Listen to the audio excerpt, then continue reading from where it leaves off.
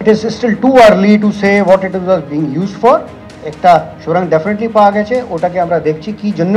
Let's not sensationalise it, also let's not ছোট করেও দেখার দরকার নেই। আমরা এটাকে ঠিকভাবে কি জিনিসটা হচ্ছিল, we will find this out. ফলে বুঝতে পারছেন যে রাজীব কুমারের এই মন্তব্য, ডোনাল্ড ট্রাম্পের প্রসঙ্গ সামনে নিয়ে আসা, যখন বিরোধীরা আইন শৃঙ্খলা প্রশ্ন নিয়ে একেবারে সরাসরি আক্রমণ করতে শুরু করেছে তৃণমূল কংগ্রেস এবং রাজ্য সরকারকে, ঠিক তখনই ডোনাল্ড ট্রাম্পের ওপর হওয়া হামলার প্রসঙ্গ টানলেন রাজ্য পুলিশের ডিজিপি রাজীব কুমার। ওখানে হয়েছে USA, you will call it a intelligence failure? It is easy to say. There is always, you can say in hindsight, it is intelligence failure. Some of it could be there, some of it is, sometimes things will happen. Some things will happen. আমাদের যেটা আছে, আমরা যে ঘটনা হচ্ছে ওটাকে কিভাবে face করছি, that is most important thing. That is what law and order is dependent on how do we react to it. That's what sometimes people, systems will, there will be some mistakes. It cannot be, there is no system, man-created system which is 100% foolproof.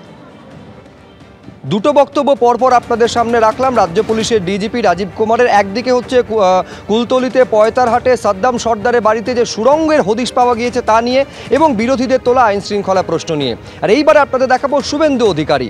রাজ্য পুলিশের DGP পদে রাজীব কুমারের পুনর্বহাল নিয়ে শুভেন্দু অধিকারী বলছেন একজন দাগিকে DGP পদে বসানো হয়েছে। কি বলছেন শুভেন্দু অধিকারী, দেখুন। ডিজির বক্তব্যের কোনো বক্তব্য দেওয়া উচিত না। ডিজি অন্তর্বর্তী জামিনে আছেন, সিবিআই ঘুমাচ্ছে নিশ্চয়ই, সুপ্রিম কোর্টে মামলাটা তুলছে না। একটা অন্তর্বর্তী জামিনে থাকা লোক, যিনি নিজের টেন্টে সারদার ইলেকট্রনিক ডিভাইস নষ্ট করেছেন, তার সম্পর্কে উত্তর দেওয়ার কোনো দরকার নেই।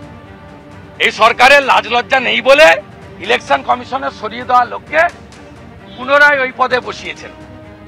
এই সরকারের কোনো লাজ লজ্জা নেই। আর ভাবছেন চিরদিন কাহারও সময় যায়। 34 বছরের সিপিএম এর উৎপাত দেখেছি। উড়িষ্যাতেও সরকার চলে গেছে, এত খারাপ ছিল না যদিও নবীন বাবু। ফলে রাজীব কুমারের ডিজি পদে নিয়োগ নিয়ে যখন রাজ্য সরকারকে নিশানা করছেন বিরোধী দলনেতা, তার কি জবাব দিচ্ছেন তৃণমূলের রাজ্য সহসভাপতি জয়প্রকাশ মজুমদার, শুনুন। রাজ্য সরকার ডিজি অ্যাপয়েন্ট করবে, কাজ চালাবে, তার পছন্দ হতে পারে, নাও হতে পারে। আর সেইখানটাতে তাকে বলছেন অপদার্থ বা অকর্মণ্য।